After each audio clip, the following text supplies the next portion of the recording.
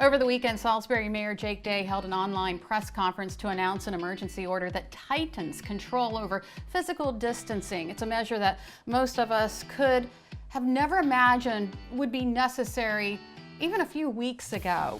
Well, with our local leaders dealing with these unprecedented events that are happening all over the world and on Delmarva, we thought maybe we would check in with those leaders, do a well check, if you will. And we are starting off with Salisbury Mayor Jake Day, who joins us via Zoom. Mayor Day, thank you so much. Lisa, thanks so much for having me. I want to start off by just asking you, what has the past week been like for you? Well, admittedly, in the early days of this thing a couple of weeks ago, I was thinking that this would be a quiet time to catch up on a lot of things that has sat uncompleted and that I needed to catch up on. Boy, was I wrong.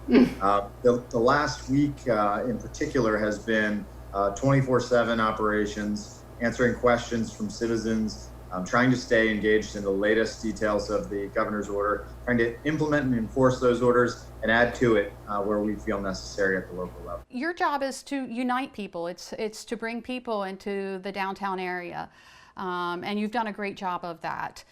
Now it's almost like you're unraveling everything to keep everyone safe. That has to be hard.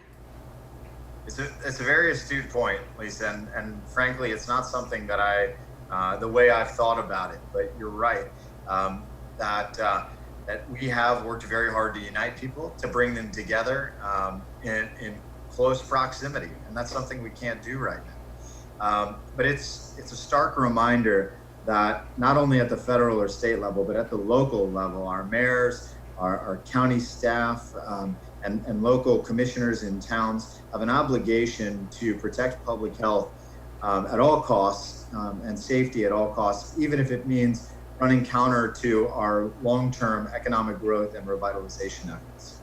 Yeah. But you have to do it, as you said, to protect your community, and you're all the while looking out for your own family. You're right. It's a little quiet around here right now, but it hasn't been for the last few days. I've got not only my wife and my dog, but a 3-year-old and a 4-year-old running around here. And so normally it's a lot louder here at the Day household. But what I'd say is that we're all worried about our families. We're all worried about the safety of our loved ones. And that's why we're making the decisions that we are. They aren't always easy. Sometimes they're difficult, but we have to make those decisions. So what would you say to the people to just give us a little bit of hope? We're going to get back.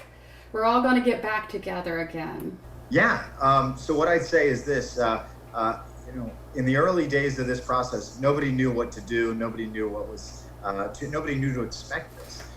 But we've adopted locally a concept shared with us in the first meeting of the Salisbury area Coronavirus Recovery Task Force, and that's Be the Buffalo. So you may see me use that hashtag in social media.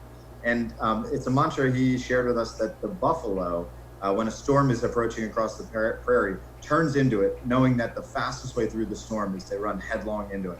And it's a reminder that we have taken locally the idea and the concepts to heart that we will be the buffalo.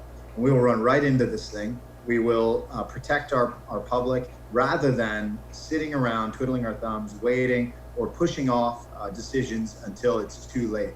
Instead, we're gonna deal with it now. We're gonna deal with it up front.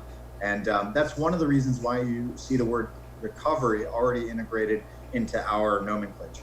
All right. Well, thank you so much for all you've done, and good luck with all that you're going to have to do. Hopefully it'll get easier. Lisa, we'll get through this. Thank you thanks for connecting, and hope you have a continually productive time broadcasting from home. Yeah. Thank you so much.